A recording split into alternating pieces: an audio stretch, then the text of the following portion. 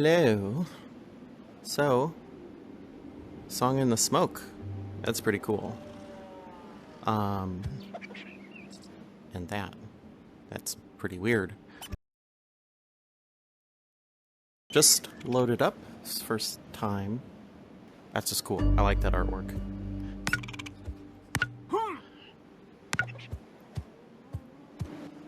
For casual players, the elements have less bite, as does wildlife. Survival more likely, but in no way guaranteed.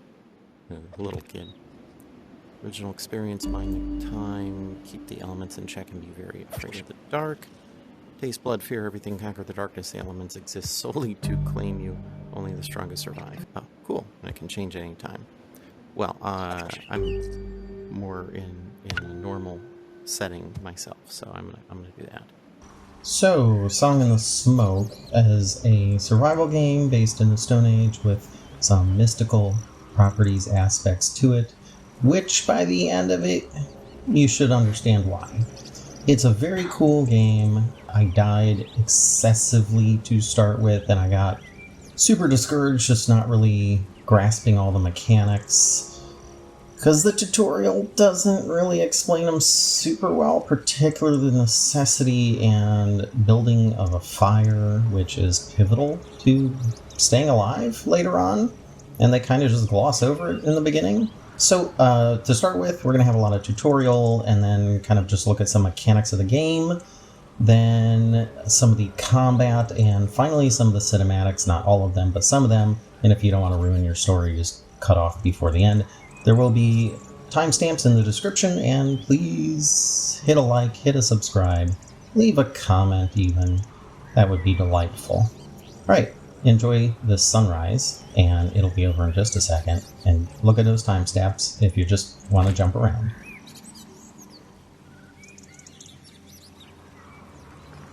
This charming little fellow is unnamed and just kind of somebody that you follow along. I say little, he's huge. And loud. And weird.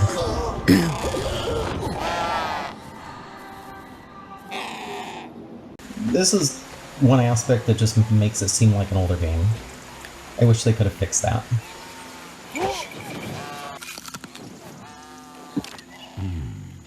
Nom noms. I just ate nom noms. That was actually talking about the hunger. These things pop up and go away too quick. I can't see what the heck they say.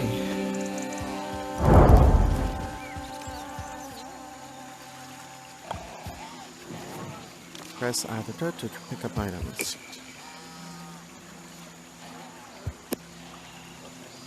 Cloaks allow you to store items. Store this cloak using trigger. Nice. Okay. Yay, now I can store things. You open your storage cloak by pressing Y. There's me looking at my hands to see what button, but you know, they're hands. Oh, good. Bleeding, cold, poison, hunger, exhaustion. Good. Billet. Hit bones with rocks to make a billet. Rocks to make a billet. Pestle. Knife.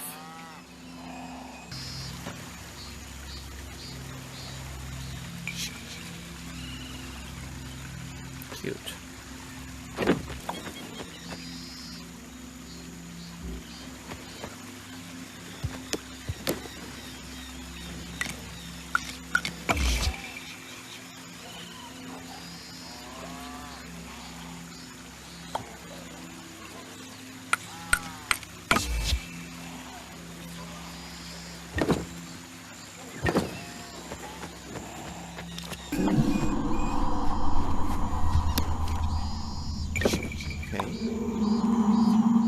Buy an arrowhead with a bone to make a knife.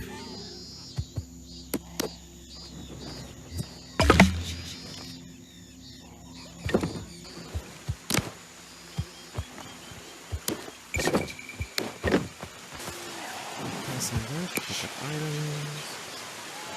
Quiver. Allow to store arrows. Store this quiver. Okay. Grind herbs with Mortar Pestle.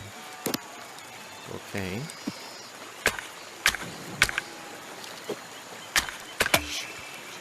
Oh, okay.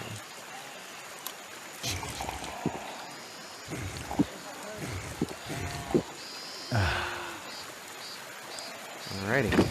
Carve sticks with a knife to make weapon components. Stop hitting that button.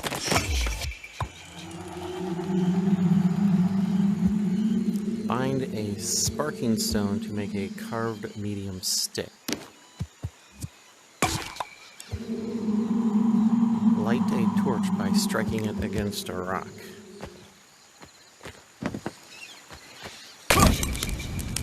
Whoa. Okay. Well, that's a cool effect. Rocks I can carry around, and I guess that is going to douse my... Huh.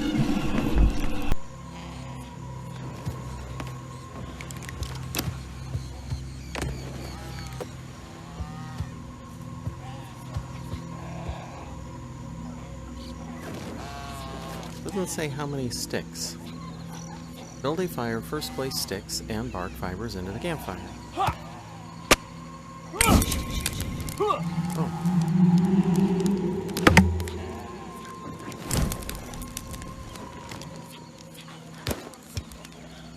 Relieve fatigue by selecting Sleep from your Cloak menu. Sleep.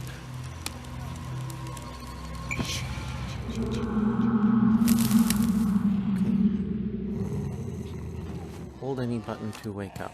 Oh.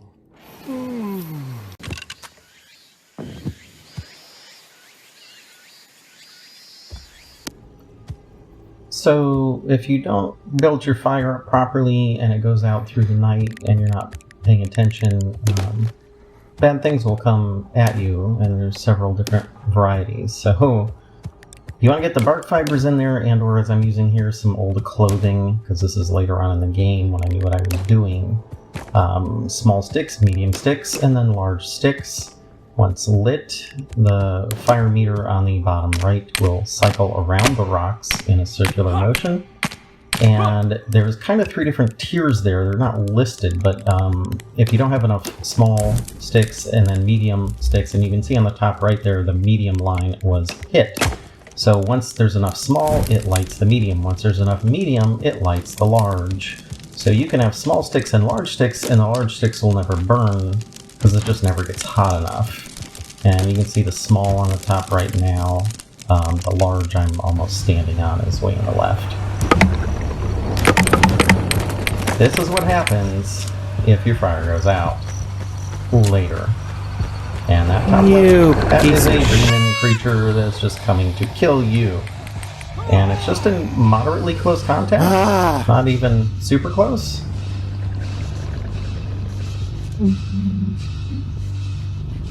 This was me turning the game on after not having played for a while and not remembering how to do anything. What? You're not anywhere near me! And then getting really pissed.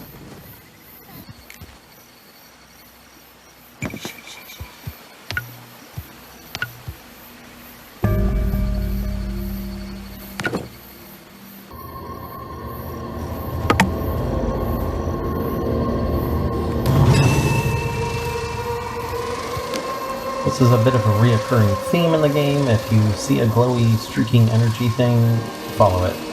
But be careful, because other things may also be trying to kill you while you're doing that.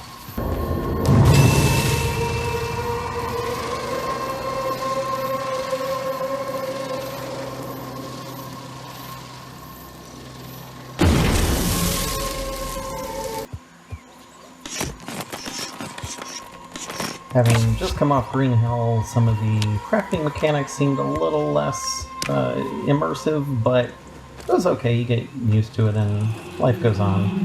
But not being able to wrap the first thing I try to do is wrap the bowstring, and no, it's just wait for the green and let go of it.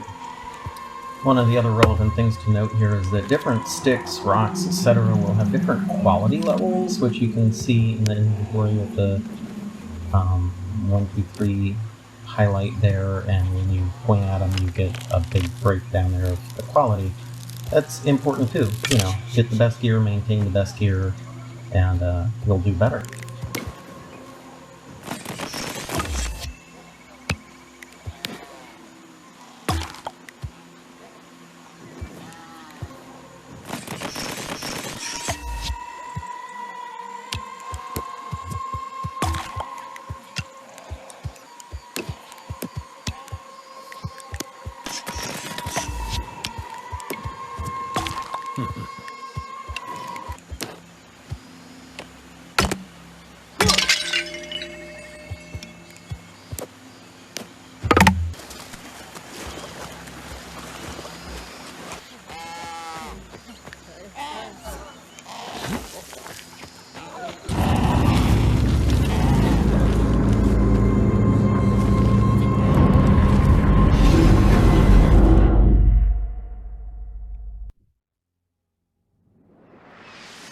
Guess that was just a quick little tutorial thingy. Uh-oh, sleepy eyeballs. Oh, I'm almost exhausted.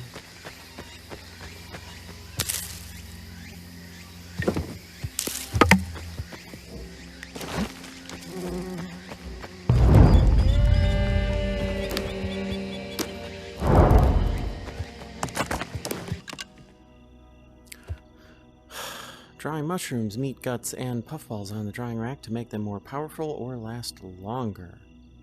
So we need 3 extra large, 3 medium, 3 small. Huh. Okay. Tanning. So all 3 of those are going to be absolutely vital to doing well, particularly the drying rack for food and that sack right there, which I'm just about to complete. You basically want to have all the equipment to go to a new area, build the campfire, and put up that sack so that you can access your goodies at your new area, as it is a persistent throughout the environment storage thing, you know, magic. And if you, that drying rack there, you also saw me pulling some dried guts off of that, basically, and that makes the twine that you put your clothes together with. So, super important to have kind of all 3 of those ready to roll. And I've already hung this skin up and it's dried, and now I get to pick what I'm gonna select.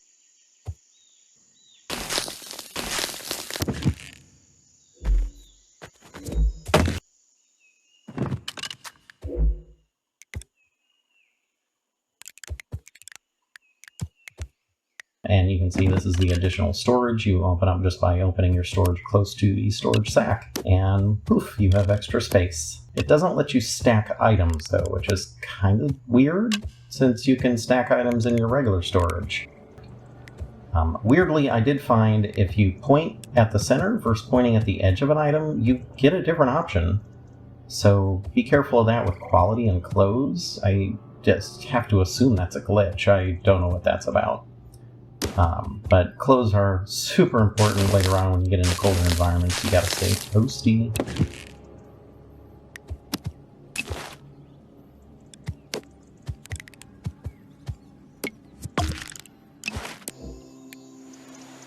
Oh, seriously? Is this...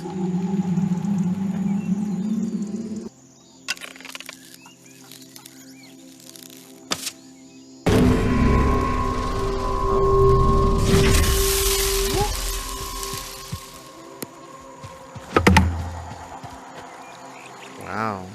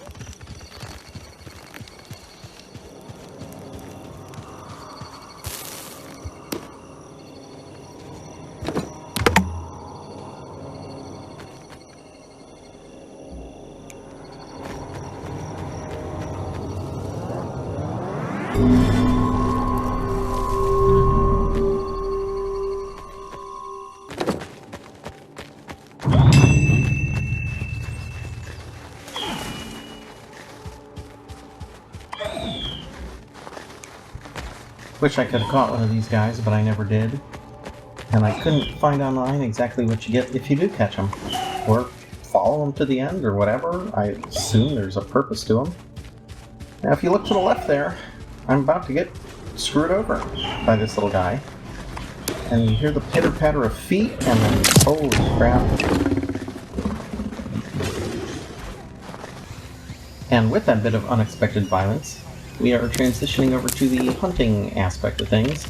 So here we have a raptor, and a far more realistic raptor than what appears in Jurassic Park and the Jurassic World franchise. Suckers all feathered as they were, and they'll come at you with those claws, with their teeth. I'm trying to get my axe out real quick. So you can fight back melee or with arrows. You can also hold these things up to block attacks, which I never thought about doing in the moment. Now this guy just escaped on me, which sucks because you lose out on the rewards of being able to kill him and get the goodies. But not everyone escapes. This guy has a very different fate in store.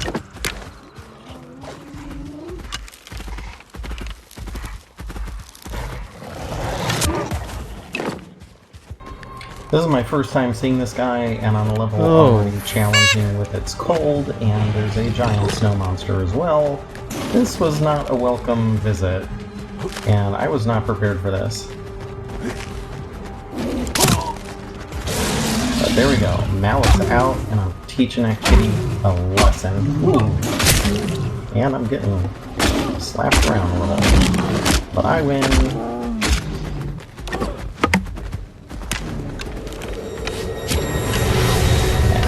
Get the white out. That's not good, because one, I'm cold, and two, those thunderous feet mean the big giant ice creature is about. So now I'm seeking to get higher where he cannot get to me. But I hear the pitter-patter of feet, and I'm back on his track. And now that he's injured and wounded and stuff, he's pretty much running from me. So that's good. Better than being assaulted. Bam! Getting down.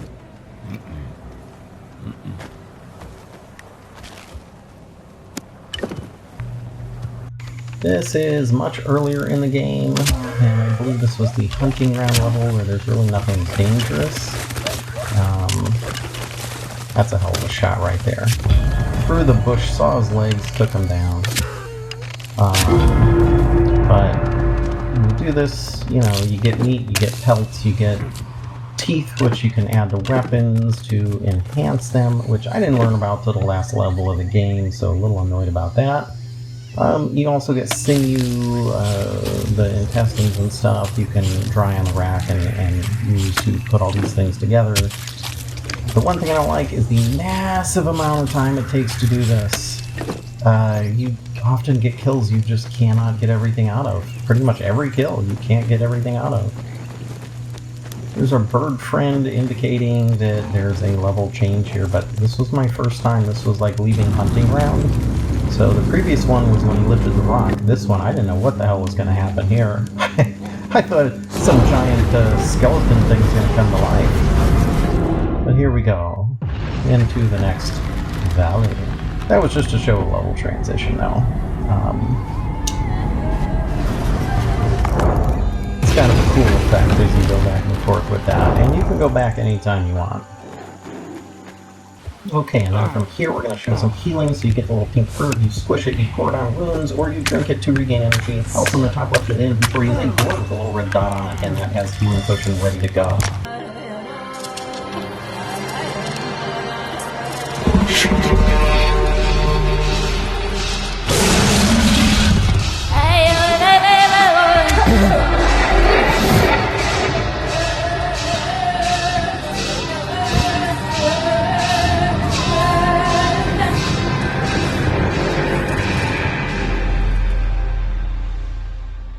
The story bits are minimal, but I love them.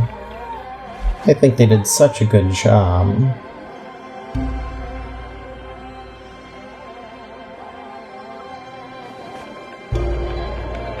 Never good when the children levitate.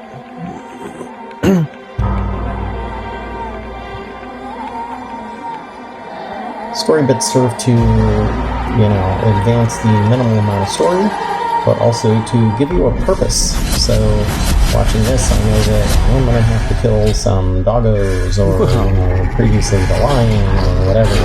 They direct you as to what you have to take out. Okay. So you're saying I have to kill a whole bunch of them? That's what that seems like.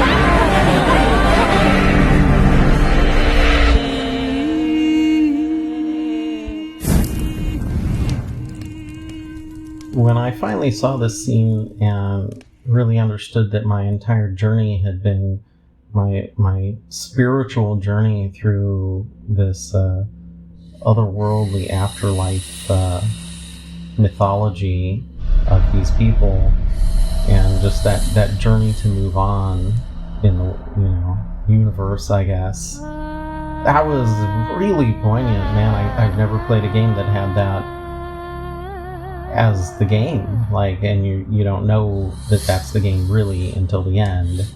Obviously, by the cinematics, you get that you're in bed and the stuff's happening around you, but it did not occur to me that I was not just lying there, but actually dying the whole game, basically.